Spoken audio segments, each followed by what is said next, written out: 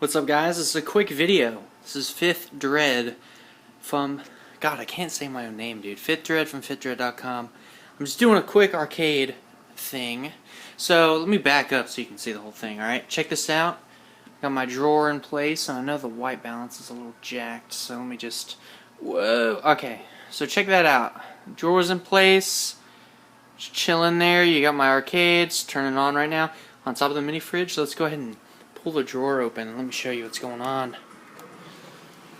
Alright, so it's fully extended. So here's what we got. We got the wireless keyboard just chilling, right? Put that right there. I got my two wireless controllers. They're charging right now, that's why they're plugged in. And this is a USB hub. It's got mini ports, 6 in the front. It's got 2 in the back here. Just crouch down. It's hard to see, man, but you got the 2 here, 2 plugged in. That's the 2 controllers you see here. But you'd actually plug in additional controllers if you really wanted to, but you'd have to configure them and stuff, because it's not like that's pre-configured. It's not like you can have things that are plug and play when it comes to additional input. But I mean, I could plug in like hard drives or whatever. This is a powered hub, so the way it's plugged in, I want to show you that in a second. But I'm really happy with the controllers. They don't work with every system, but they do work with, like, you know, let's see, I've just programmed them with PlayStation and PlayStation 2. So PlayStation 2. They work with that. I'm about to add a ton of games here as well. PlayStation 2 games. But I wanted to show you the controllers. Now, it's going to work with all the consoles that are controller enabled. So Nintendo 64, Super Nintendo, and Nintendo. Now, I like arcade button controls for, like, you know, when I'm not wanting to feel like holding controllers or whatever. But some of these emulators only support one input type at a time, unless I do it a certain way, which I don't want to do. So only one at a time for most of them. But some of them do support multiple different inputs at a time for one controller. For example, that is PlayStation 2. It's nice because for PlayStation 2, specifically the emulator that is used here, I can have multiple buttons for one certain action. So, like, for example, like X button here for PlayStation 2 is also mapped to here. So I could play, like, without any of these controllers if I wanted, and just use the arcade buttons if I want for PlayStation 2. But some of them don't support that. So with the ones that natively use you know, controllers, I'm going to use the actual controllers. So the thing about the controllers, a lot of people are like, everyone's got their own opinions on, like, oh, you should use this kind of controller, oh, you should use that kind of controller. My personal preference is 360 controllers. They're very versatile, they're easy to use. I like them because they're also wireless. I can use them wired if I want. I can't really do that well, though, because if I shut the cabinet, you're going to have, like, a cord. It's going to bite the cord. I don't like that, so I just leave them in here charging, and then whenever I do finally use it, I'll just unplug them and take them out and use them wirelessly, because that's how I roll. The way it is in the back, I'm going to show you in a minute, so let me pull this out. You're going to have to bear with me.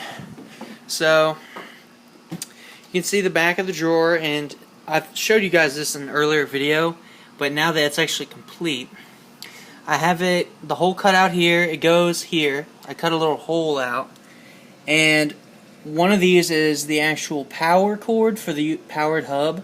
The other one is a USB that goes into the actual motherboard in here. So that's how that's all worked out.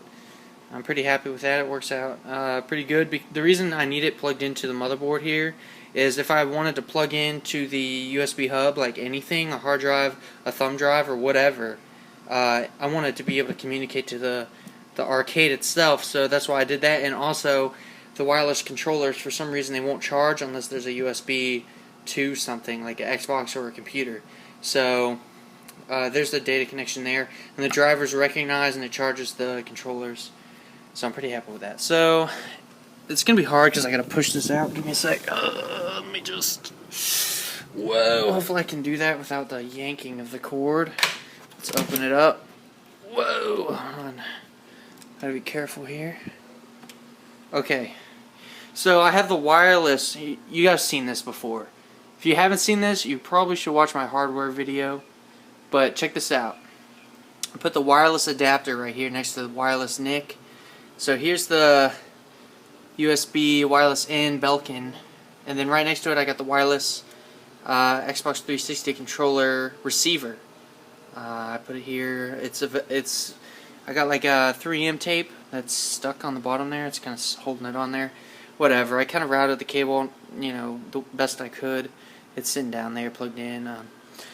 But anyway, there's some more work I got to do on the inside to clean it up a little bit. It's a little bit messy because, well, it's just the way it is when you're kind of working on it constantly. You know, look at this blue tape. I mean, it's not pretty on the inside, but it works.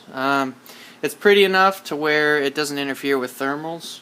So, you know, I don't want to mess with the air flow or whatever, so I'm very careful not to interfere with that. But yeah, I just wanted to show you guys where the wireless adapter was. It's in there. It's just chilling. So, let me shut this guy real good. Oh yeah, the one concern when I had this, because you guys see how I have it's kind of 3 pieces, right? I was kind of concerned about stuff sliding off. Because, I mean, this isn't like nailed on or anything, right? Well, what I did was I took that 3M tape and put it on the bottom. I actually have it right here. See this? It's like double-sided 3M tape. And I just put that on the bottom of this and the top of this. You know, I'd put it on top of that, set it on there. So this is stuck on there real good, man. It's not moving at all. So I can pull on this drawer. If I pull it out, you know, it's not coming out, man. It's not going to move. I can wiggle. It's on there tight. The only thing is the arcade isn't stable. So if I look here, look under here, you can see there's a gap, guys. You see that? Now, these are little PV. I think they're amp feet, for the amplifiers. Gosh, let me... Alright, so they're holding it, it's separating the drawer from the actual arcade cabinet. And back there you can see that's actually the air intake. You know, it comes in from the bottom, comes out the top. The whole idea behind that was, like, you know, heat rises, so I want air coming in from the base and then coming out the back. You saw where it comes out the back. Right here. I know I kind of jerry-rigged some LED setup here, but this is where air comes out the back. Yeah, so air actually comes in, and that's what you see sticking out there is a air filter. It's a removable magnetic filter. I can just tilt the cabinet and then remove that and then like wash it off and then put it back on if it gets dusty. But it doesn't get that bad. I mean, it's a little, you can see dust in there under there, but it's not severely bad because the airflow that comes through the cab is actually really limited. It runs at low RPMs, so I'm not like sucking air like massively, you know what I mean? I actually have the fan controller in there where I can adjust like my knobs or whatever, and it'll adjust how fast the air flows through there. I have it at right where it's as low as it possibly can be for fan noise purposes. And for thermal purposes as well, like I want it to be able to stay cool but be quiet at the same time. Because when I first did this, it was like automatic settings. It was loud as hell. So, okay, another thing I did, you can see the sides are all kind of jacked. You can even see the white dots everywhere.